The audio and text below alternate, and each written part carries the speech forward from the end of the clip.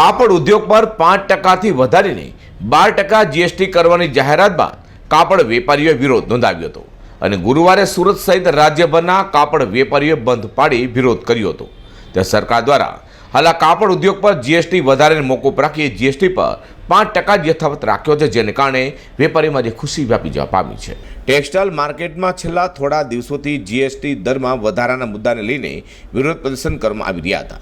Textile ઉદ્યોગમાં હાલ 5% GST વસૂલવામાં આવી રહી હતી, જેને જીએસટી કાઉન્સિલ દ્વારા 12% કરવા માટે નિર્ણય લેવાયો હતો। સમગ્ર દેશભરના અને સુરતના વેપારીઓએ તેનો વિરોધ પ્લેટફોર્મ ઉપર વિરોધ નોંધાવીને જીએસટી દર યથાવત રાખવા માટેની માંગ કરી હતી। ગઈકાલે પણ વેપારીઓએ તમામ માર્કેટો ઝડપી સલાખ રીતે સુરતની બંધ રાખીને પોતાની એકતાનો પરચો બતાવ્યો હતો। દરમિયાન આજે જીએસટી કાઉન્સિલની બેઠકમાં કાપડ પરનો જીએસટી દર યથાવત રાખતા સુરતના વેપારીઓ ગેલમાં આવી જવા પામ્યા હતા અને વેપારીઓ એકબીજાની મીઠાઈ ખવડાવીને ખુશીની લાગણી પણ વ્યક્ત કરી હતી। ફોસ્ટા પ્રમુખ મનોજ અગ્રવાલે જણાવ્યું હતું કે આખરે જીએસટી કાઉન્સિલે વેપારીઓની માંગણી સ્વીકાર કરી છે, જેને અમે ખૂબ જ આવકારીએ છીએ। गन्ना साड़ा डायरेक्टर प्रवक्ता फोस्टा। देखिए, जैसे आज 46 जीएसटी काउंसिल की मीटिंग थी, सबके चेहरे सबकी निगाहें एक ही थी कि क्या रिजल्ट आता है। और आज की जीएसटी काउंसिल में 2 ही सब्जेक्ट है, टेक्सटाइल एंड फुटवियर।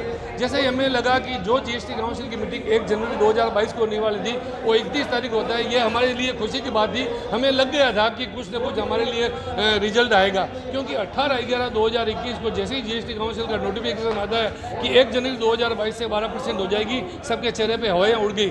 विशेषकर छोटे व्यापारी तो इतने दुखी हो गए कि उनके अस्तित्व का सवाल आ गया। 25 से 30% व्यापारी इसमें पलायन करने का भय हो गया था। लेकिन हम हर जगह हमारी बात करते कि जीएसटी काउंसिल के मेंबर को, जितने भी वित्त मंत्री है अन्य राज्यों के, सभी वित्त मंत्रियों को ईमेल करना, लेटर भेजना, प्रधानमंत्री जी को लेटर भेजना। उसके बाद में 14 दिसंबर को वित्त मंत्रालय में वित्त मंत्री जी के सामने हमने हमारी बात को रखा, तो भी 28 दिसंबर तक कोई रिजल्ट नहीं आया। तो हमने 1 दिन की टोकन स्ट्राइक की। अलग अलग कपड़ा के सेगमेंट में किसी ने काली पट्टी बांधी, किसी ने अलग ढंग से विरोध किया, किसी ने थाली बजा के विरोध किया। कुल मिला के मीडिया के माध्यम से ये आपकी हमारी आवाज़ है वो दिल्ली के गलियारे तक पहुँची और उसका रिजल्ट है कि आज जीएसटी यथावत रखा गया। सबसे ज़्यादा धन्यवाद देते हैं, छोटे व्यापारी यहाँ के बहुत ज़्यादा खुश हैं। कुल मिला के आज का रिजल्ट आने से आज दिवाली जैसा माहौल है, लोग आपस में मिठाई बांट रहे हैं, शाम को हम फटाके भी फोड़ेंगे। और हम इसमें सबका धन्यवाद देते हैं, जीएसटी काउंसिल के उन मेंबरों का धन्यवाद देते हैं जैसे दिल्ली है, कोलकाता है, गुजरात है, तमिलनाडु है, महाराष्ट्र, कर्नाटका है, महाराष्ट्र है।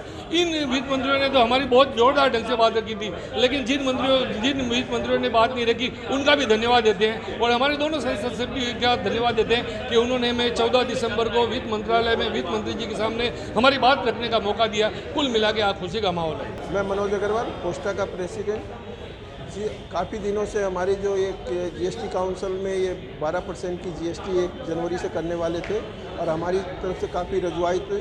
और उसके बाद हमारे सूरत के संसद से दर्शनाबेन जरदोस और CR पाटिल साहब के सहयोग से सीतारमन जी के साथ में मीटिंग करके इस निर्णय के लिए एक मीटिंग बुला के आज ये निर्णय लेके जो 12% का था उसको 5% यथावत रखा है। इसके लिए बहुत बहुत उनका आभार व्यक्त करते हैं।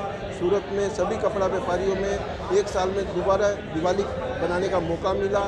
आज बहुत व्यापारी खुश हैं और इसके लिए हम फिर से वापस उनको धन्यवाद करते हैं। સુરત શહેરના વેપારી સંગઠનો દ્વારા તેમજ દેશભરમાંથી કાપડના વેપારીઓને કેન્દ્ર સરકાર તેમજ જીએસટી કાઉન્સિલે પોતાની રજૂઆત ખૂબ જ ઊંડાણપૂર્વક મોકલી હતી, જેમાં જીએસટી વધારાને કારણે ઉદ્યોગને કયા પ્રકારનું નુકસાન થઈ શકે છે તેની વિગતવાર માહિતી આપવામાં આવી હતી। જો જીએસટી 12% અમલમાં લાવી દેવામાં આવે તો ઉદ્યોગને મોટું નુકસાન થવાની ભીતિ પણ સેવાઈ રહી છે। જોકે આખરે તમામ પરિસ્થિતિને ધ્યાનમાં રાખીને રાજકીય દબાણને કારણે પણ જીએસટી કાઉન્સિલ પોતે લીધેલા નિર્ણય ફેર વિચારણા કરીને જીએસટીનો દર યથાવત રાખ્યો હોવાનું અનુમાન લગાવી રહ્યું છે। અઝર કુરશી સાથે પ્રકાશવાળા।